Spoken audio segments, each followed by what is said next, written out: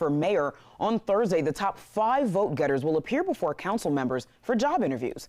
WBTV's Cedric Russell has been working the phones, talking to city council members, getting their thoughts about the applicants and the process. He joins us in studio with one council member who thinks the deadline may not be realistic. Cedric, tell me more. Well, Siobhan, council members are scheduled to choose a mayor on Monday. That's 6 days away. The question tonight is that enough time? Some council members say yes, others say maybe not. Yesterday, more than 40 applicants had 2 minutes to tell council members why they would be the right fit for the job. Today, some of those applicants have been speaking with council members to further prove why they should get the appointment. Some council members called the applicants a strange assortment of hopefuls, while others say they were impressed with some of the applicants' qualifications. Council members admit their colleagues have some big personalities and diversity of thought. So the mayor who is chosen has to be able to handle all that.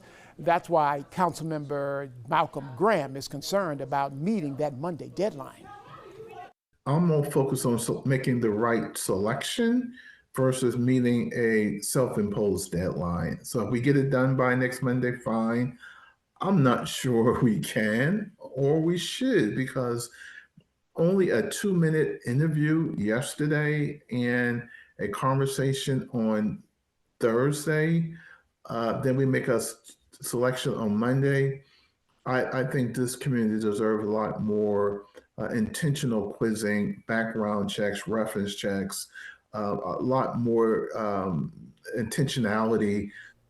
Now, in my conversation, Graham says some of his top picks include Kerry Cook, current Mayor Pro Tem James Mitchell, former City Council Member Harold Cogdell, and local attorney Robert Harrington. I also asked Graham, would he make a motion to extend the date? He says he will just simply articulate to his colleagues the importance of making the right choice. Jamie, Siobhan, back to you. All right, Cedric, thank you. Meanwhile, police